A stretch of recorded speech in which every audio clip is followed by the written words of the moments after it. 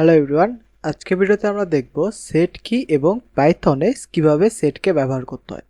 Set basically পাইথনের যে list বা tuple আছে সেই রকমই সেটের ভেতরে মানে একটি ভেরিয়েবলের ভেতরে আমরা মাল্টিপল ভ্যালু রাখতে পারি। বেসিক্যালি লিস্টে আমরা যা করতে পারি এবং টাপলে যা করতে পারি সেটেও তাই করতে পারি, বাট সেটে কিছু পরিবর্তন আছে।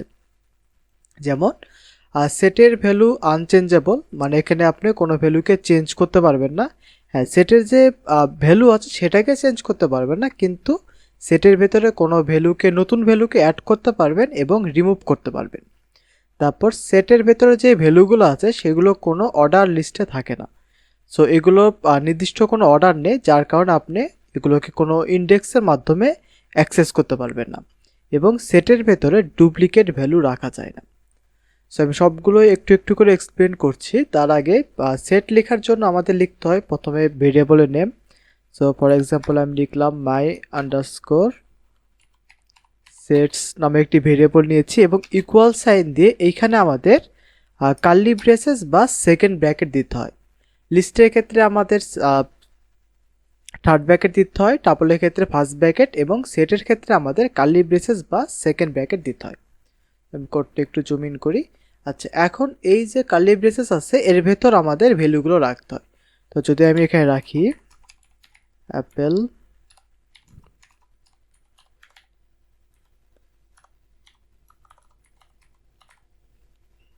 সো এইখানে দেখুন আমি একটি ভেরিয়েবল নিয়েছি এবং কার্লি ব্রেসেসের মাধ্যমে এর ভেতর তিনটি ভ্যালু রেখেছি। এখন সেট বেসিক্যালি লিস্ট এবং টাপলের মতো এখানে যে সবগুলো সেম ডেটা টাইপ হবে এরকম না, আমি মাল্টিপল ডেটা টাইপের ডেটা রাখতে পারি। যেমন এরপর যদি আমি 1 2 তারপর 5.5 ট্রু এবং ফলস রাখি। এখন যদি আমি এই সেটটিকে প্রিন্ট করি,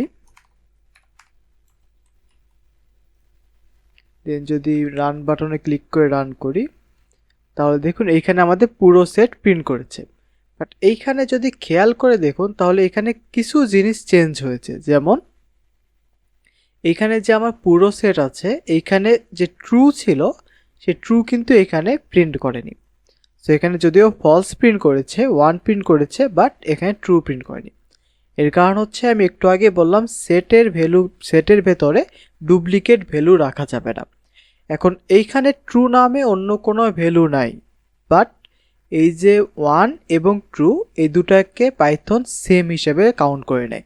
সো 1 ট্রু হচ্ছে সেম, ফলস এবং 0 হচ্ছে সেম। সো যদি আমি এখানে 0 লিখি, দেন সেভ করে যদি রান করি, দেখুন এখানে আমাদের ফলস প্রিন্ট করেছে, 1 প্রিন্ট করেছে, বাট ট্রু এবং 0 কিন্তু প্রিন্ট করেনি। সো বেসিক্যালি ট্রু এবং 1 সেম, ফলস এবং 0 সেম, যার কারণে একটি রেখেছে আর একটিকে ইগনোর করেছে।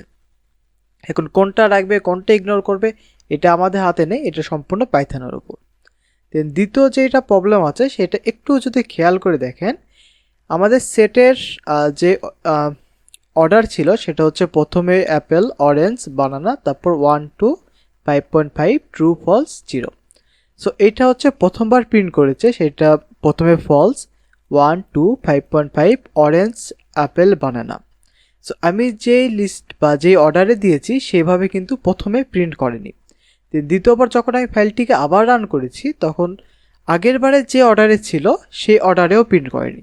সো বারবার যখন আমি ফাইলটিকে রান করছি র্যান্ডম অর্ডারে প্রিন্ট করবে, আর এই কারণে পাইথনে সেটের কোনো নির্দিষ্ট অর্ডার নেই। সো আপনি যখন এই ফাইলটিকে বারবার রান করবেন আপনার বিভিন্ন অর্ডারে আপনার সবগুলো ডেটাকে শো করবে।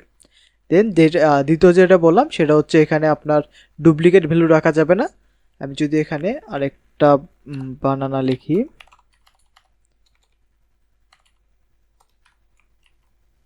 এখন যদি ফাইল সেভ করি, দেখুন এই যে এখানে আমাদের বানানা একবার শো করছে, যদি আমি এখানে দুইবার লিখেছি বাট আমাদের শো করছে একবার। সো বেসিক্যালি সেটে ডুপ্লিকেট ভ্যালু রাখা যায় না। এবং আরেকটা হচ্ছে সেটের ভ্যালুকে চেঞ্জ করা যায় না। আচ্ছা, সেটের ভ্যালু চেঞ্জ কেন করা যায় না একটু খেয়াল করে দেখুন। আমাদের যদি কোনো একটি ভ্যালুকে চেঞ্জ করতে হয় তাহলে সেই ভ্যালুর ইন্ডেক্স আমাদের জানতে হবে, যে এই ইন্ডেক্স অনুযায়ী আমাদের এই ভ্যালুটাকে চেঞ্জ করব। বাট প্রবলেম তো এখানে সেটের ভ্যালু তো নির্দিষ্ট কোনো অর্ডারে নেই, যার কারণে আমি এদেরকে অ্যাক্সেসই করতে পারছি না।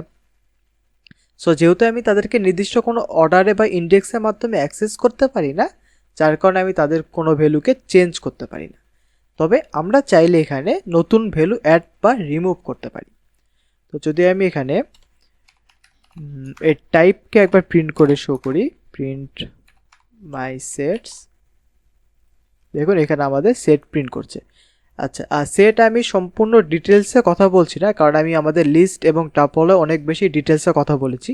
তো যদি আপনি সেট সম্পর্কে সব কিছু ক্লিয়ার বুঝতে না পারেন, যে কিভাবে ইন্ডেক্স দিয়ে অ্যাক্সেস করতে হয় বা কীভাবে ইন্ডেক্স কী, সো এই সবগুলো আমি লিস্টের ভিডিওতে অনেক ভালোভাবে ডিটেলসে কথা বলেছি। আপনি প্লিজ লিস্টের ভিডিওতে একবার দেখে আসুন। আচ্ছা, এখন সেটের যদি আমি নতুন কোনো ভ্যালু অ্যাড করতে চাই, তাহলে আমাদের সিম্পলি লিখতে হয় মাই সেট মানে ভেরিয়েবল নেম ডট অ্যাড, দেন এর ভেতরে আমাদের ভ্যালু রাখতে হয়। সো ফর এক্সাম্পল যদি আমি 10 লিখি, দেন এরপরে যদি আমি প্রিন্ট ফাংশনের মাধ্যমে যদি সেটটিকে প্রিন্ট করি, তাহলে কি প্রিন্ট করবে? আমি এগুলো সব কেটে দিই, নতুন করে প্রিন্ট করি। সো এখানে দেখুন প্রথমে ছিল এই সেটটি, তারপর এখানে নতুন যে ভ্যালু এই যে 10 অ্যাড হয়ে আমাদের নতুন সেট তৈরি হয়েছে। বাট এগেন আমি যেটা একটু আগে বললাম, যে আমরা যখন অ্যাডের মাধ্যমে নতুন ভ্যালু অ্যাড করছি, এটা কোন পজিশনে যাবে এটা আমরা জানি না। সো আমরা যতবার ফাইলটিকে রান করব তখন বিভিন্ন সময়, দেখুন বিভিন্ন সময় যে এখানে 10 এইখানে শো করছে, আগের বারে এখানে শো করেছিল।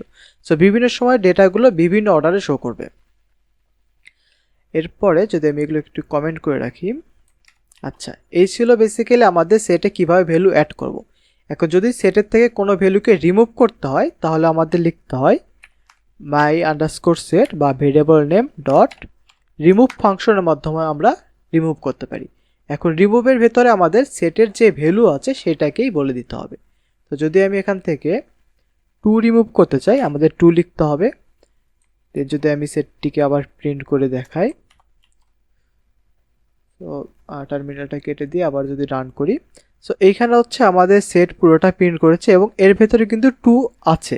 বাট এরপরে যখন আমি রিমুভ করেছি, এরপরে কিন্তু আর 2 শো করছে না। সো আমরা রিমুভের মাধ্যমে এভাবে ডিলিট করতে পারি বা সেটের থেকে কোনো একটি ভ্যালুকে সরিয়ে দিতে পারি। বাট এই রিমুভ ফাংশনে আরেকটা প্রবলেম আছে, যেমন এইখানে আমি ডিলিট করেছি, মানে এই সেটের ভেতর আমাদের 2 কিন্তু আর নেই। আমি যদি আবার এগেইন যদি এটা ডিলিট করতে চাই, যদি ফাইলটিকে রান করি, এখানে আমাদের একটি এরর রেজ করবে। সো এই রিমুভ ফাংশনের প্রবলেম হচ্ছে, যে ভ্যালুটা আমরা রিমুভ করতে চাই সেই ভ্যালু যদি আমাদের সেটের ভেতরে থাকে তাহলে সে রিমুভ করে দিবে, বাট যদি না থাকে তাহলে সেই ভ্যালুকে আমাদের এখানে এরর শো করবে। তো এই প্রবলেম থেকে বাঁচার জন্য আরেকটা উপায় আছে, সেটি হচ্ছে আমি এগুলো কমেন্ট করে রাখি আর সবগুলো কমেন্ট করে দিই। আচ্ছা, এর থেকে বাঁচার জন্য আরেকটা নিয়ম হচ্ছে ডিসকার্ড মেথড ব্যবহার করা। তো যদি আমি এখানে প্রথমে সেটকে প্রিন্ট করি, তারপর মাই সেট ডট ডিসকার্ড, এখানে আমি 2কে রিমুভ করছি, এরপরে আমি আবার সেটটিকে প্রিন্ট করি। ফাইলটিকে যদি রান করি, সেভ করে অবশ্যই, এখানে আমাদের 2 আছে, বাট দ্বিতীয়টাতে আমাদের এখানে 2 শো করছে না। বাট যদি আমি আবার রিমুভ করার ট্রাই করি, এরপরে সে রিমুভ করলাম এবং এই লাইনকে আবার কপি করে পেস্ট করে আবার প্রিন্ট করছি। সো বেসিক্যালি আমি প্রথমে আমাদের সেটটিকে প্রিন্ট করেছি, তারপর 2কে রিমুভ করেছি।